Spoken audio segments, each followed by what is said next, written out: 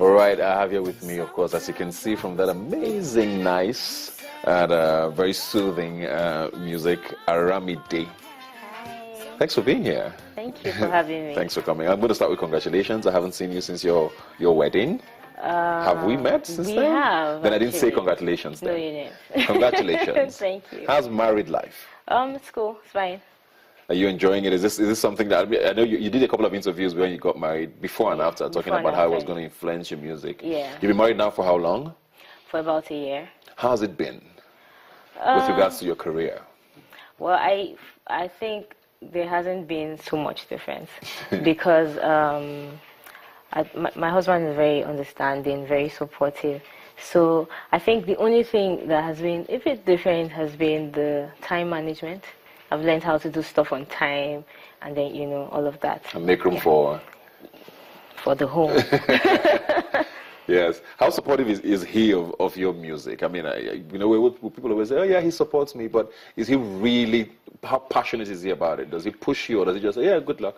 How involved is he? Maybe that's the word I was looking for. Okay. He's very, very involved. He's very passionate. I think he's as passionate as I am, if not a little more. You know, he pushes me. He wants me to be the best. He wants me to do my best at all times. You know, he came here with me. You know, so that's part of it. Great stuff. Let's talk about you now. I mean, Okay. you also have a Just influence in your life. Yes, Just has given I us do. so much good music. I mean, Yes, we have. A good portion of Nigerian musicians have their roots in Just. Two Just, things: yeah. the P Square, you know, MI. Right. We have all of the Ice Prince. You were in University of Just. Yes, I was. When you entered for the talent show, which sort of was a yeah. launch pad Yeah. for your career. Before I go into that now, without StarQuest, would you have been an artist? Do you think? Would you have pursued music if you didn't go on that show? Maybe not, because I wouldn't have been exposed to the industry. I wouldn't have known anything about it. I'll just have that dream, like, okay, this is what I want to do, but I wouldn't even know how to go about it. But StarQuest exposed me to the industry. So what made you go for it then? For StarQuest, a friend of mine told me about the auditions then, and then reality TV shows were not so popular then, Yeah. you know. So we collected the form and then we went. Then I used to play the saxophone, so I entered as an instrumentalist.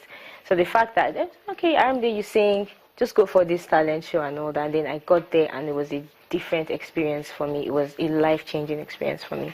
I'm going to come back to that, but track back now to the saxophone. Okay. How did that come about? You don't hear that very often.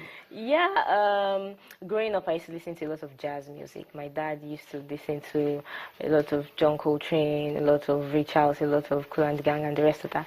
You know, so I think jazz music and soul music just stuck. You know, and then my dad told me, if you must be an artist, you need to play an instrument. And because he was so into the jazz thing, the fella thing and all that, he bought me a saxophone and got me a sax teacher, and that was how it started. Oh, great. So did he know you were going to be an artist? Or did you always talk about it?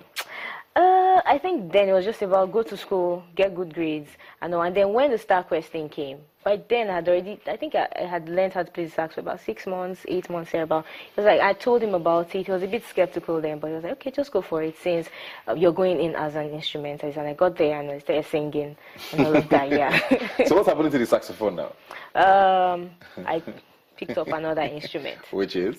The guitar. How jealous is your father right now that you dropped his instrument?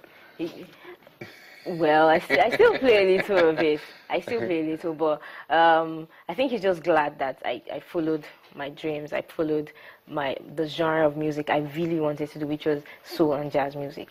What informed the switch from the saxophone to? Was it difficulty with the instrument, or you just felt more comfortable?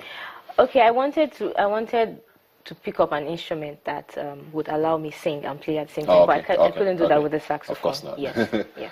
Yes. So you talk about soul now, and I like the fact that, so that's your genre, soul. Yeah. Is it Afro soul or is it just soul? I call it Afro soul. Yeah. But doesn't that box you into the African genre? I mean, don't you want to be this soul musician who can play in Japan? Of course I want to be, but the truth of the fact is that I'm an African. And I always represent Africa, no matter what. My sound is very African. Yeah. You know, that's why I call my music Afro soul. It's soul music, but it's soul music with a lot of African blend, a lot of African sound and all of that. It's nice to see that you know what genre of music you're doing. And it sounds very simple, but a lot of artists find that question very hard to answer. You know, when you ask, so what genre of music do you do? Yeah, I do a couple of things. You know, people name about 8 different genres. They say, yeah, I do Afro pop, jazz, soul. I think I was able to define that early enough. Was it important? Yeah, it was very important for me to have a direction. Like, okay, these are the kind of songs I write. This is how my mind works when I'm writing music. You know, and then it was very, very important for me to do that. And I think that kind of like gave me headway. Like I wasn't confused when I came into the industry, when I got signed to record labels and all that. I wasn't confused. I knew what I was going for already.